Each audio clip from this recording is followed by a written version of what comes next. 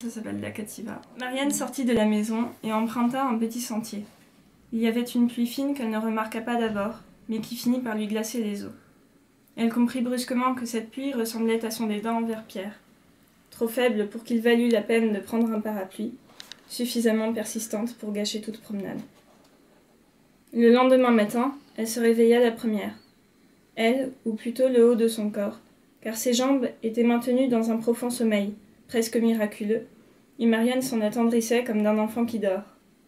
Et comme la mère qui déciderait finalement de partir sans le réveiller, Marianne songea « Je n'aurais qu'à y aller sans mes jambes pour une fois ». Mais elle ne bougea pas. Ils avaient oublié de fermer les volets. Un fin ray de lumière blanche brillait entre les rideaux tirés. Étalée par l'eau des paupières, la ligne se transformait en un rectangle qui s'élargissait à mesure que les yeux de Marianne se refermaient. Les mains tenant à demi-clos, dans un vacillant équilibre, elle dressa l'index. Son ongle touchait le bas du ray. Puis elle leva lentement le bras, en prenant soin que son doigt restât bien droit, bien dans l'alignement. Elle poussait maintenant avec un seul ongle toute la base du rectangle.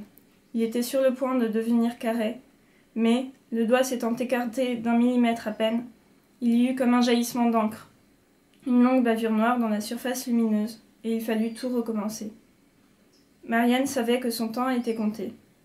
Ses paupières allaient sécher, bientôt le sort serait brisé, bientôt le carrosse redeviendrait citrouille et le rectangle une maigre ligne. Il fallait agir au plus vite. D'application, elle sortait le bout de sa langue. Pourtant, contre toute attente, ce ne fut pas l'assèchement des paupières qui mit fin à l'entreprise, mais un cri à côté d'elle et le brusque réveil de Pierre. Le doigt de Marianne trembla, ses paupières battirent 3 fois, et son bras retomba sur la couette. « J'ai fait un cauchemar », Pierre haletait, ses sourcils gonflés par la sueur. « J'ai rêvé que je m'endormais, ici, sauf que c'était dans la chambre rouge. »« Et moi, j'étais où ?» demanda Marianne. « Et moi, j'étais où ?» auraient donc été les premiers mots de sa journée. Quelle pitié. « Toi, tu n'existais pas. » Voilà qui était dit.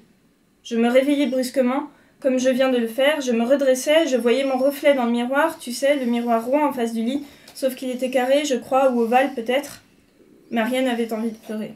Et là, je m'apercevais que j'avais une tête effrayante. Alors brusquement, je comprenais. J'étais un participe parfait passif grec, mais mon accent, au lieu d'être, comme d'habitude, sur l'epsilon, était placé sur l'antépénultième. C'était affreux, tu comprends. Tu comprends, c'était affreux. Marianne se tourna de l'autre côté du lit. La voix de Pierre poursuivait. Non, tu n'as pas l'air de comprendre ce que j'essaie de te dire. J'étais un monstre, Marianne, j'étais un barbarisme.